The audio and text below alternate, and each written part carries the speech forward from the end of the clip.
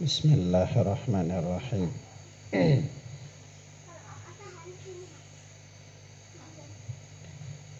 Assalamualaikum warahmatullahi wabarakatuh.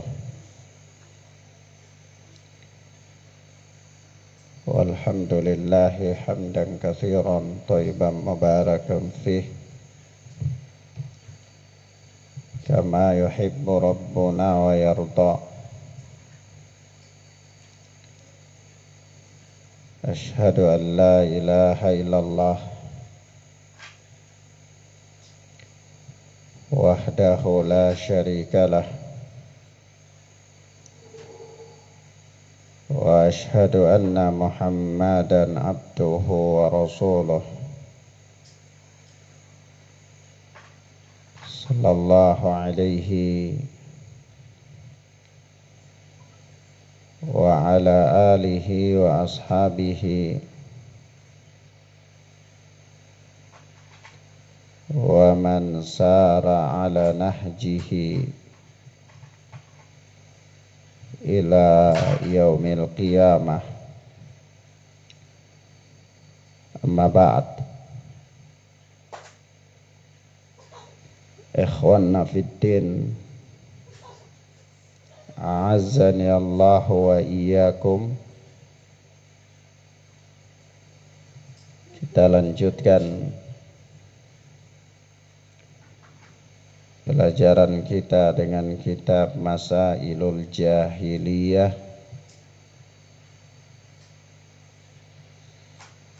Kita masuk pada permasalahan yang ketiga, al-mas'alatu tsalitsah.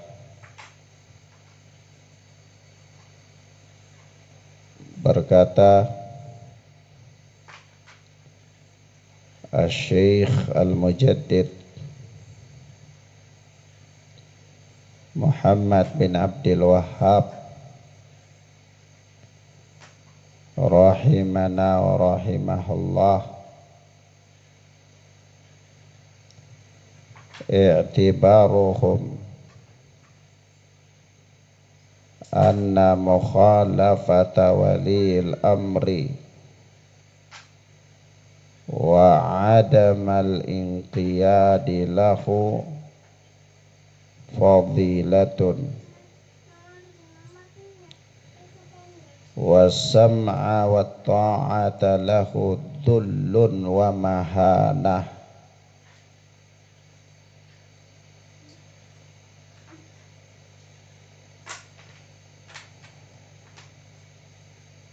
Fa khalafahum Rasulullah sallallahu alaihi wa alihi wasallam wa amara bis-sam'i wat-ta'ah wa ta'ati lahu wan nasihah wa ghallada fi dzalika wa abda wa a'ada. Kata Syekh,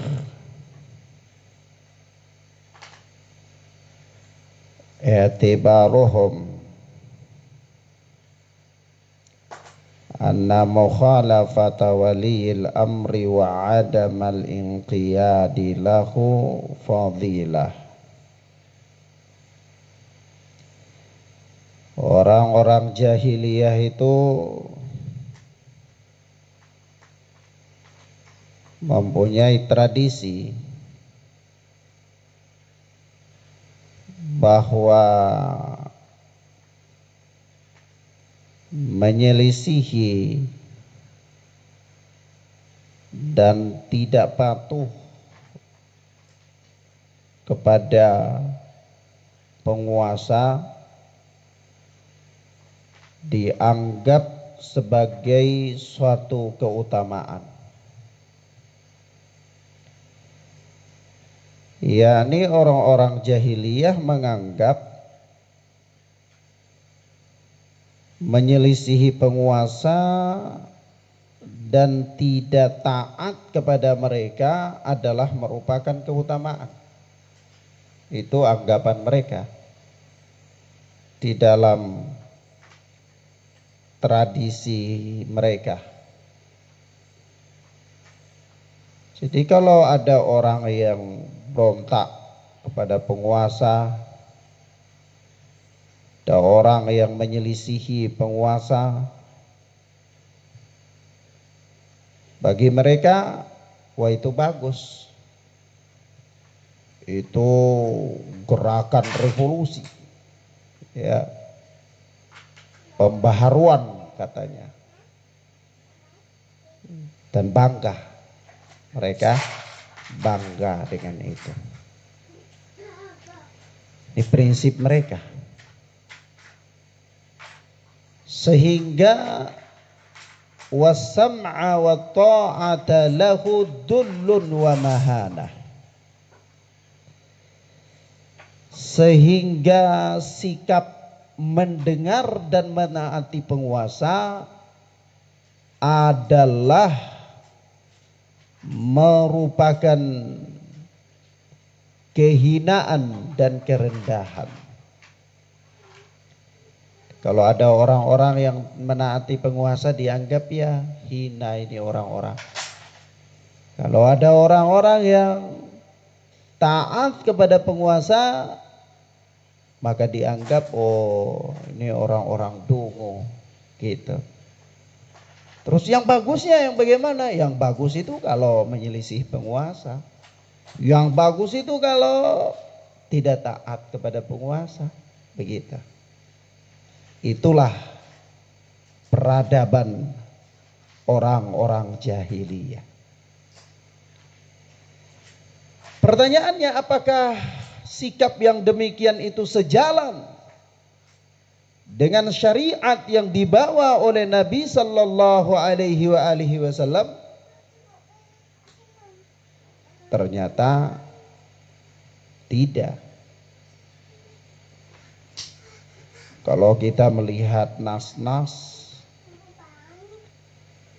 baik yang datang dalam Al-Quran maupun dalam sunnah Nabi sallallahu alaihi wasallam, itu prinsip jahiliyah ini tidak sejalan dengan prinsip Islam. Tidak sejalan. Ya kenapa? Ya karena annahum la yakhda'una li waliyil amr wa yarawna anna hadha dhillah wa ma'siyatul amir ya'tabirunaha fadilatan wa hurriyah.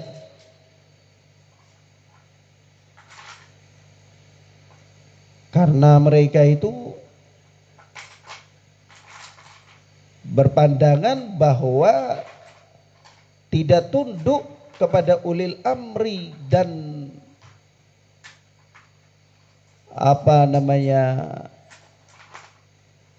mereka la yakhda'una li waliyil amr, mereka tidak tunduk kepada ulil amri, wa yarawna anna hadha dhillah wa ma'siyatul amir ya'tabirunaha fadilatan wa hurriyah.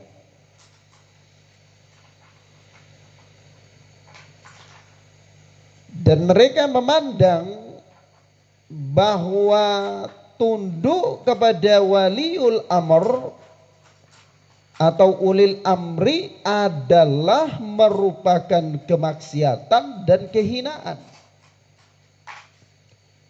Kehinaan. Dan itu merupakan kemaksiatan. Tunduk kepada ulil amr itu. Naam.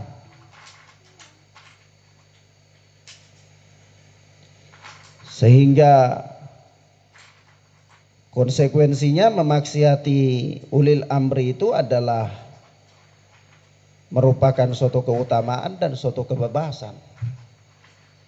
Jadi orang kalau dia tidak menaati ulil amri, penguasa, itu bagi dia itulah kebebasan.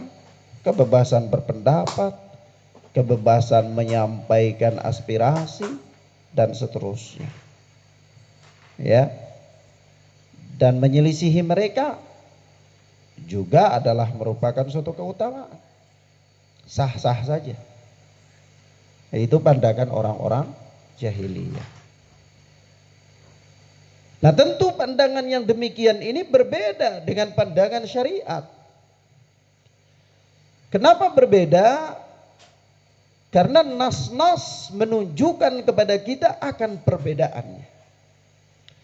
Sebab itu Syekh Muhammad bin Abdul Wahhab mengatakan, wa khalafahum Rasulullah sallallahu alaihi wasallam wa amara bisam'i wa ta'ati lahu wan nasihah wa ghalladha fi dzalika wa abda wa a'ada. Yaitu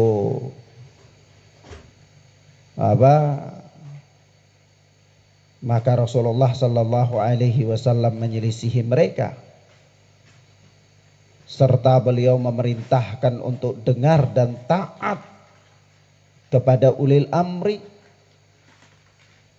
serta menyampaikan nasihat kepada mereka. Wa ghalladha fi dzalika wa abda wa a'ada. Serta agar menegaskan, menampakkan dan mengulanginya. Jadi Nabi itu datang karena tradisi jahiliyah yang satu ini menyelisihi syariat Islam, maka Nabi datang menyelisihi mereka. Yang itu salah, tidak boleh kayak gitu. Maka Nabi perintahkan supaya taat kepada ulil amri, dengar perintah ulil amri, menasihati mereka. Ya, taat dengar bukan berarti tidak menasihati mereka. Taat dengar dan menasihati mereka. Ya. Serta ghalladha fi dzalik, beliau bersikap tegas dalam hal itu. Dan wa abda wa a'ada, menampakkan ketaatan kepada penguasa itu harus, dan beliau pun mengulangi perintah beliau itu. Nah, hal inilah prinsip Islam yang tentu berbeda dengan prinsip jahiliyah. Kalau kita melihat nas-nas dalam hal ini sangat banyak sekali untuk larangan menyelisihi penguasa dan perintah untuk menaati penguasa. Jadi prinsip atau pandangan syariat Islam itu berbeda dengan pandangan jahiliyah. Kalau pandangan jahiliyah menyelisihi penguasa itu kebebasan, sah-sah saja, tidak taat kepada mereka itu bahkan merupakan sebuah keutamaan. Adapun prinsip Islam kebalikan. Tidak taat kepada penguasa adalah merupakan kemaksiatan. Menyelisihi mereka adalah perkara yang tercela. Ya. Wajib untuk menaati mereka, mendengar perintah mereka. Di samping itu juga boleh untuk bermunasahah, nasihat menasihati dengan penguasa. Itu prinsip Islam. Meskipun nasihat dengan penguasa ini tanda kutip ya, ada pembahasan tersendiri tentang metode menasihati penguasa. Nah kalau kita lihat nas-nas dalam pandangan syariat, ya banyak yang menunjukkan akan hal ini. Di antaranya sebagian disebutkan oleh Syekh di sini. Syekh Muhammad bin Abdul Wahhab mengatakan wa hadhil masailu thalathu hiya allati jama'a bainaha fima sahha anhu fis sahih annahu qala. Yani tiga persoalan di atas adalah perkara yang beliau sallallahu alaihi wasallam kumpulkan dalam berita yang sahih atau dalam hadis yang sahih, yaitu beliau bersabda, innallaha yarda lakum thalathan, sesungguhnya Allah ridha kepada kalian tiga perkara, an ta'buduhu wa la tusyriku bihi syai'a, yaitu agar kalian itu menyembah kepada Allah saja dan jangan mempersekutukan Allah dengan suatu apapun. Yang kedua, wa an ta'tasimu bihablillahi jami'an wa la tafarraqu, agar kalian berpegang teguh dengan tali Allah semuanya, seluruhnya, wa la tafarraqu, dan janganlah kalian berpecah belah. Yang ketiga, wa antanasahu man wallahu Allahu amrakum. Dan yang ketiga adalah agar kalian menasihati orang yang Allah beri wewenang untuk mengatur urusan kalian. Atau dengan kata lain, agar kalian menasihati penguasa. Ini adanya nasihat menasihati dengan para penguasa. Hadis ini dikeluarkan oleh Al-Imam Muslim di dalam sahihnya. Walam yaqa' khalalun fi dinin nas wa dunyahum illa bisababil ikhlal fi hadhihi thalathi aw ba'dihha. Kata Syekh Muhammad bin Abdul Wahhab, tidaklah ada keburukan dalam agama umat, tidaklah ada atau tidaklah terjadi keburukan dalam agama umat ini dan dunia mereka, kecuali karena disebabkan kesalahan pada tiga perkara ini atau sebahagiannya.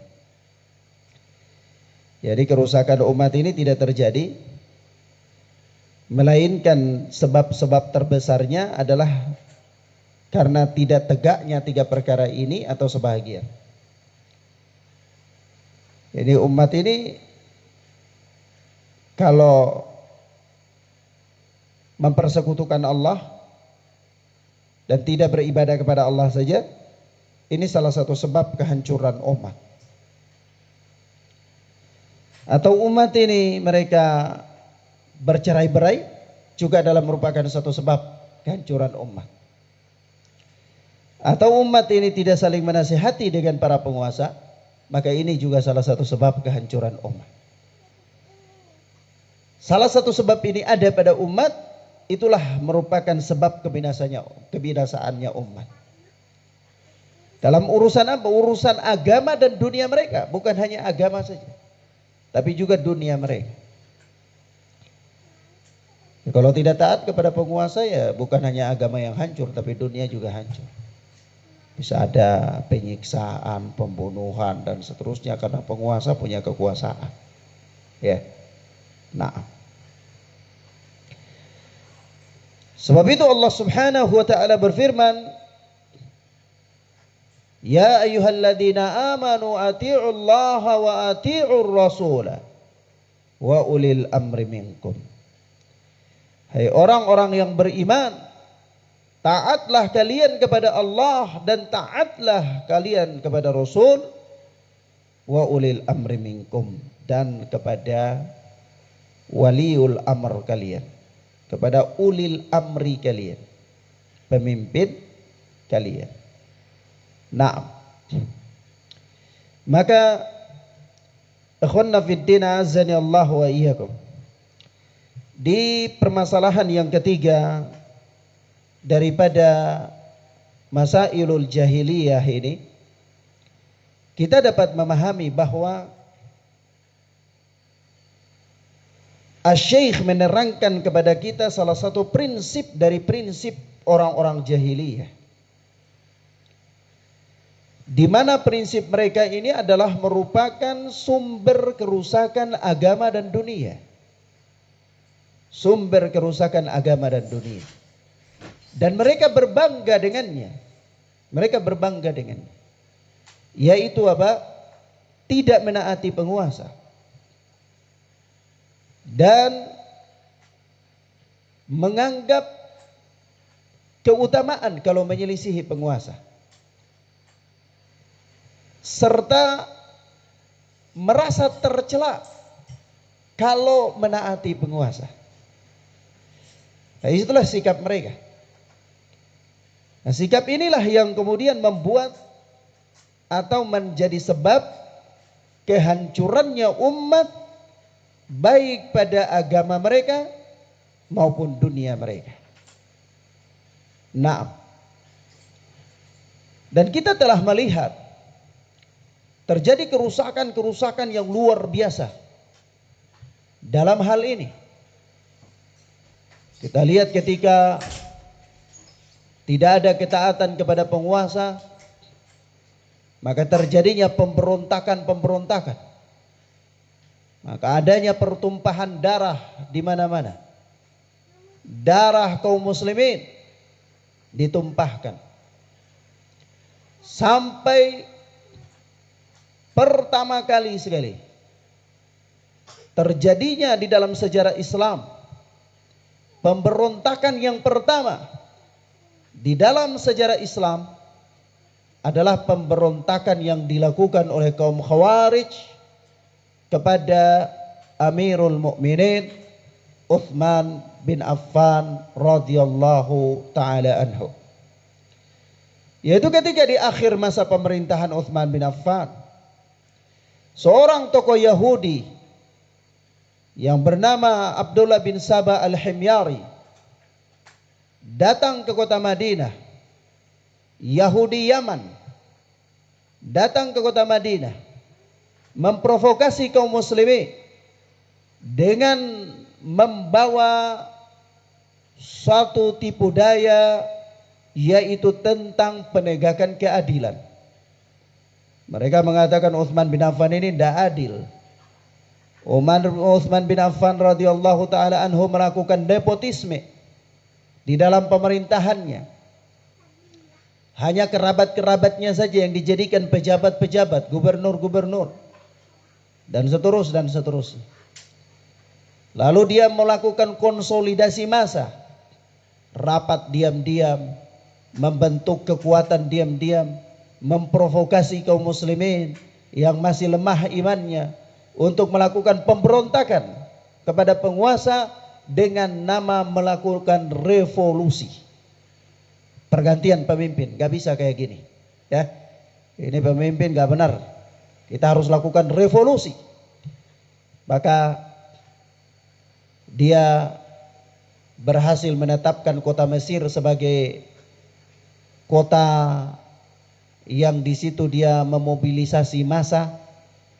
Maka dengan jumlah massa yang begitu besar masuk ke kota Madinah pada musim haji, dan setelah musim haji mereka enggak pulang, menetap di kota Madinah dan melakukan aksi-aksi sampai akhirnya terbunuhlah Utsman bin Affan. Nah, ini kerusakan. Dan kota Madinah ketika itu dikepung selama 10 hari. 10 hari. Orang-orang enggak datang sholat berjamaah di masjid, gak bisa. Jalan-jalan diblokade, ya, dan seterusnya. Kerusakan yang pertama kali terjadi ketika mereka mencabut ketaatan dari penguasa, maka hasilnya adalah pertumpahan darah. Pertumpahan darah. Dan kita katakan kepada orang-orang yang berjalan di atas jalan orang-orang jahiliyah ini. Mereka mendiskreditkan kaum muslimin, mendiskreditkan para salafiyun yang mendakwakan manusia untuk mentauhidkan Allah dan menghindari kesyirikan. Kemudian mendakwakan manusia untuk taat kepada ulil amri, dianggap sebagai murji'ah, dianggap sebagai orang-orang dongo, dianggap sebagai penjilat, dan seterusnya. Lalu mereka membuka pintu untuk terjadi kerusakan sebesar-besar dan seluas-luasnya. Mereka melakukan atau menghalalkan demonstrasi di mana-mana, menghalalkan untuk melakukan membakar dan membangkitkan amarah rakyat untuk menentang pemerintah. Mereka melakukan itu semua dengan alasan ketidakadilan yang ada pada penguasa. Alasan mereka mirip dengan alasan para pendahulu mereka, yaitu Abdullah bin Sabah dan kroni-kroninya. Mereka memiliki alasan bahwa penguasa ini telah zalim. Maka alasan mereka pun sama dengan alasan para pendahulu mereka. Lalu mereka keluar ke jalan-jalan melakukan kerusakan-kerusakan, bakar ban-ban mobil, bakar bangunan-bangunan, memblokir jalan-jalan, merusak fasilitas-fasilitas umum. Maka kerusakan demi kerusakan yang terjadi, bahkan sampai terjadilah pertumpahan darah. Maka hasilnya pun sama dengan hasil yang dikejar dan diupayakan oleh para pendahulu mereka, Abdullah bin Sabah al-Himyari. Maka kita katakan barang siapa yang berjalan di atas jalan ini, sungguh dia telah berjalan di atas jalannya orang-orang jahiliyah. Maka kalau dia orang jahil, maka perlu didakwahi supaya dia pintar, dia paham. Kalau dia tidak mengerti tentang prinsip-prinsip syariat, dia tidak mengerti tentang manhaj yang benar, maka dia perlu dikasih paham tentang manhaj yang benar. Kalau dia orang yang mengikuti hawa nafsu, dia sudah tahu tapi karena hawa nafsunya mengalahkan dia. Dia adalah seorang politikus, dia adalah pengusung paham demokrasi, dia adalah pengusung paham liberalisme, dan seterusnya.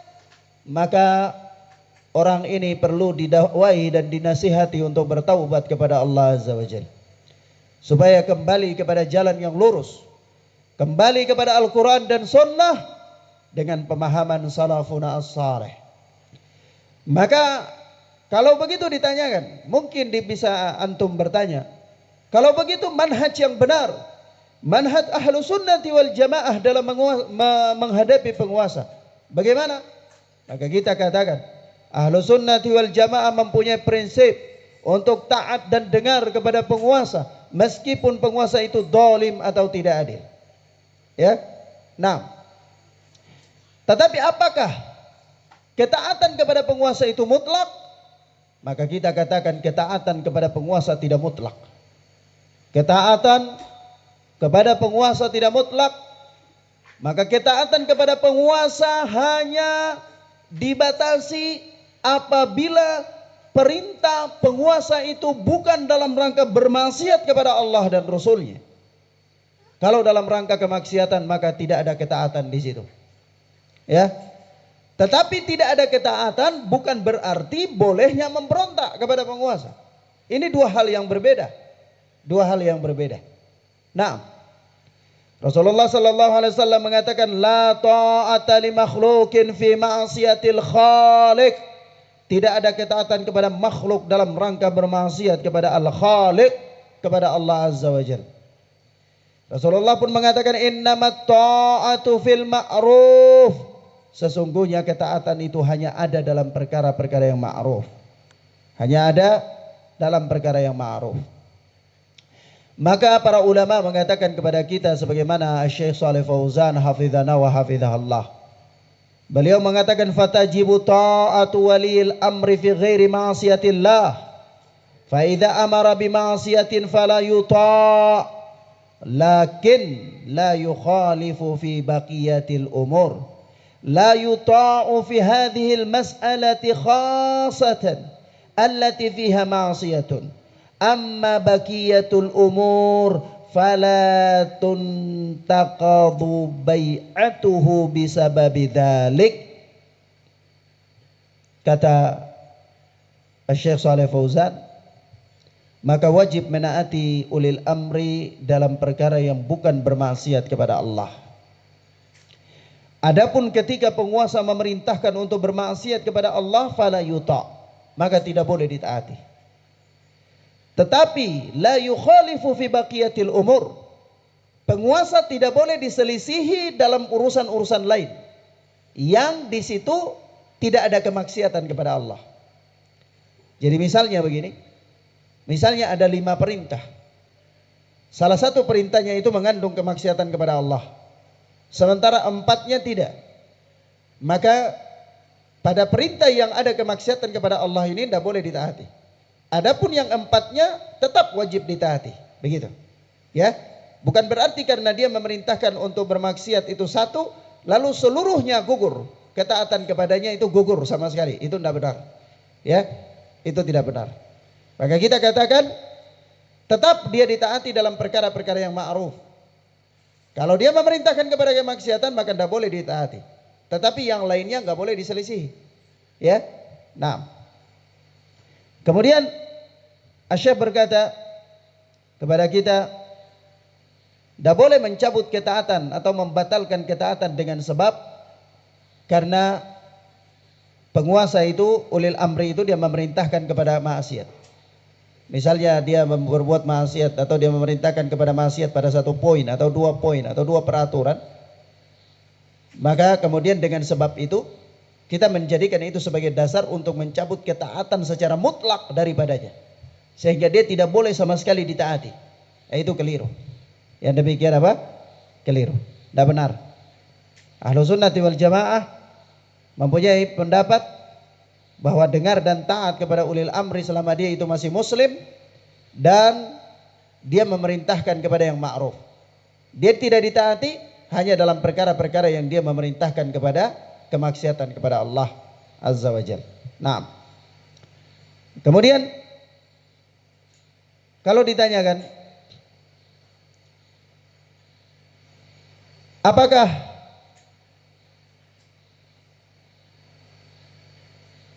ada batasan dalam menaati penguasa itu? Atau sampai kapan seseorang menaati penguasa? Maka Rasulullah mengatakan, Isma'u wa ati'u illa an taraw kufran bawahan indakum alaihi minallahi burhan. Yaitu dengar dan taatlah oleh kalian kepada penguasa,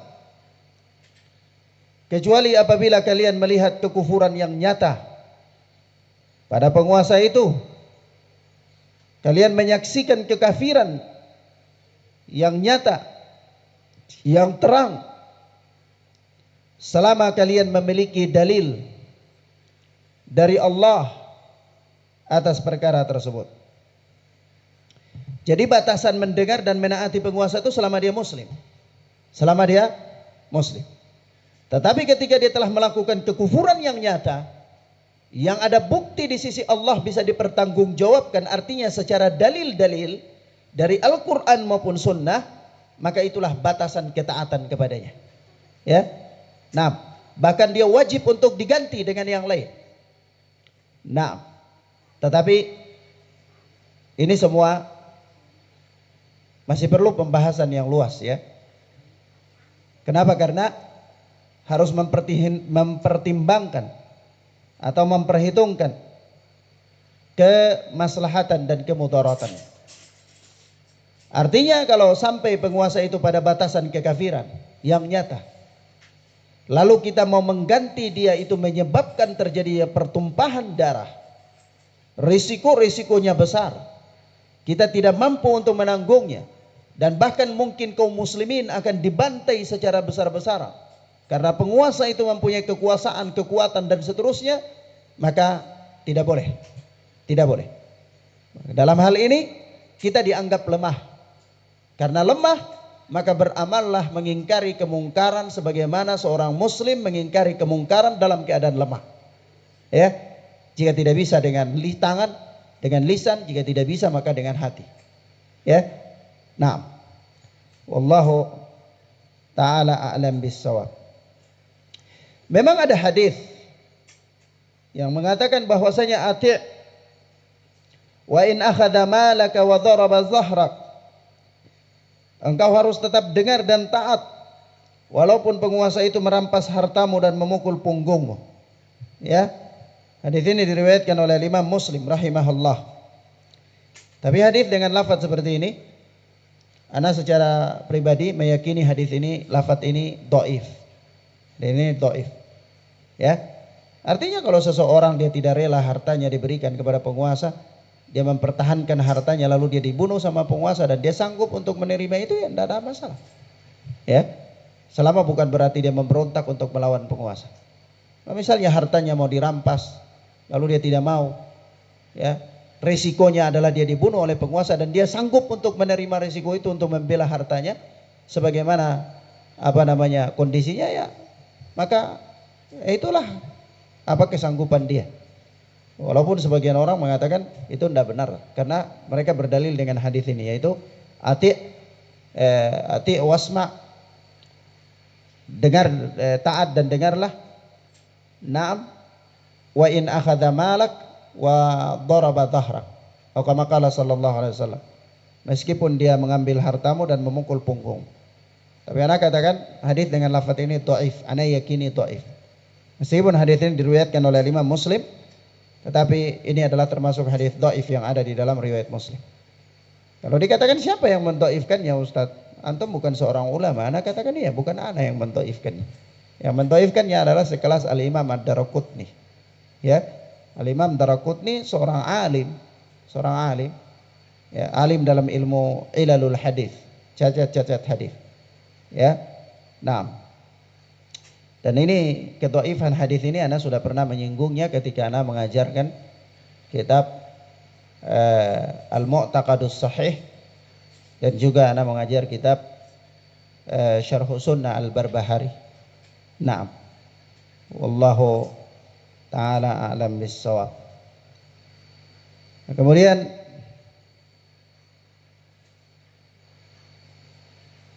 ada sebagian para ulama yang mereka mengatakan hadis ini cacat bukan hanya dari sisi sanad, ya, tapi dari sisi makna juga dia menyelisihi makna-makna hadis yang lain. Seperti makna hadis man qutila duna malihi fahuwa syahid. Barang siapa yang terbunuh karena membela hartanya maka dia syahid. Walaupun sebagian ulama memaksakan kehendak untuk melakukan penafsiran. Mereka mengatakan nah itu berlaku kepada rakyat, sesama rakyat. Kalau sama penguasa nggak berlaku hadis itu. Ya, ini pemahaman yang bagi ana marjuh, lemah, ya. Wallahu taala a'lam bissawab. Nah, ala kulli hal ahlus sunnati wal jamaah menaati penguasa tetapi dalam hal-hal yang ma'ruf, dan Ahlus Sunnati wal Jamaah tidak membenarkan sikap memberontak kepada penguasa. Tetapi Ahlus Sunnati wal Jamaah membenarkan sikap munasahah, menasihati penguasa. Ya, walaupun nanti kemudian mereka berbeda. Ada sebagian ulama Ahlus Sunnah berbeda dalam bagaimana cara menasihati penguasa.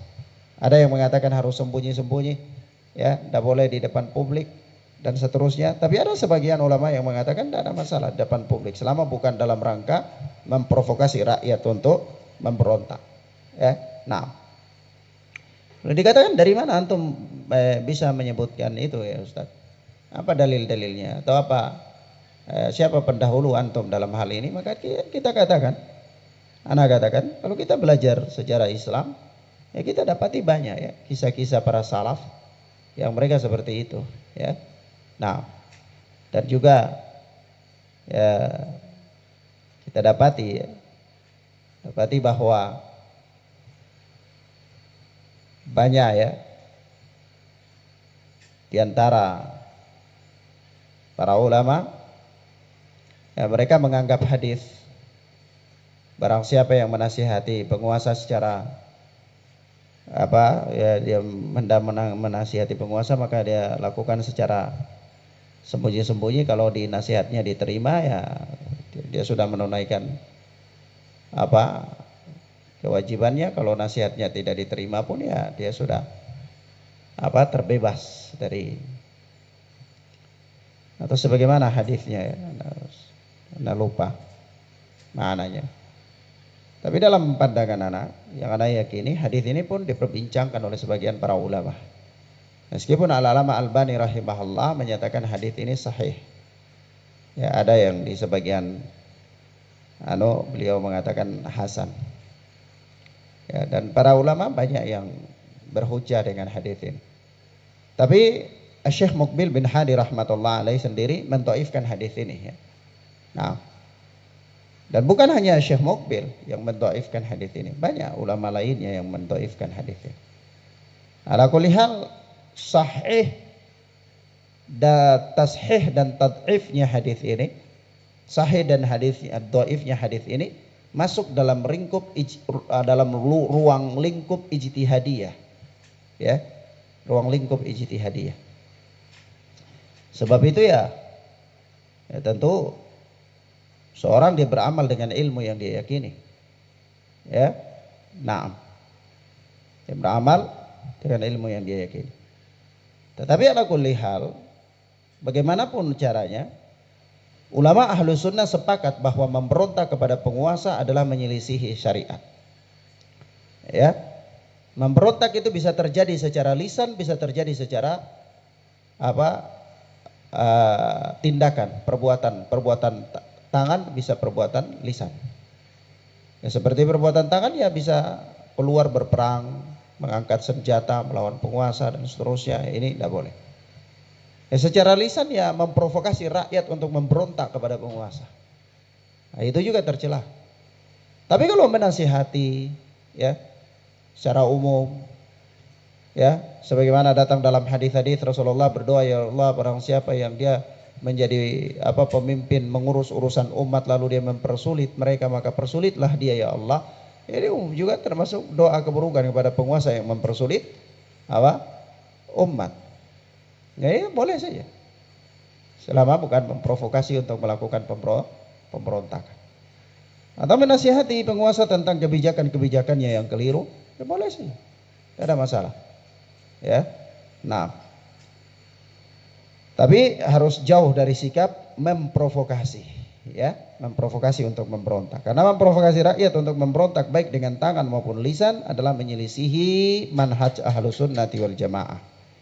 Ya, nah, kalau mau menasihati penguasa ya Rasulullah mengatakan antunasihu man wallahu amrakum.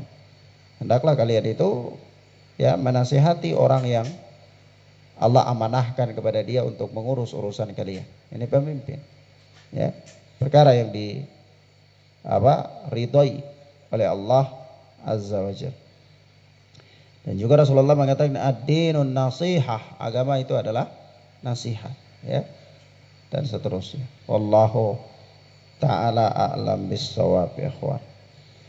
Ila huna naktafi bihadzal dars. Wa sallallahu ala nabiyyina Muhammad wa ala alihi washabbihi wasallam. Subhanakallahumma bihamdika asyhadu an la ilaha illa anta astaghfiruka wa atubu ilaik. Assalamualaikum warahmatullahi wabarakatuh.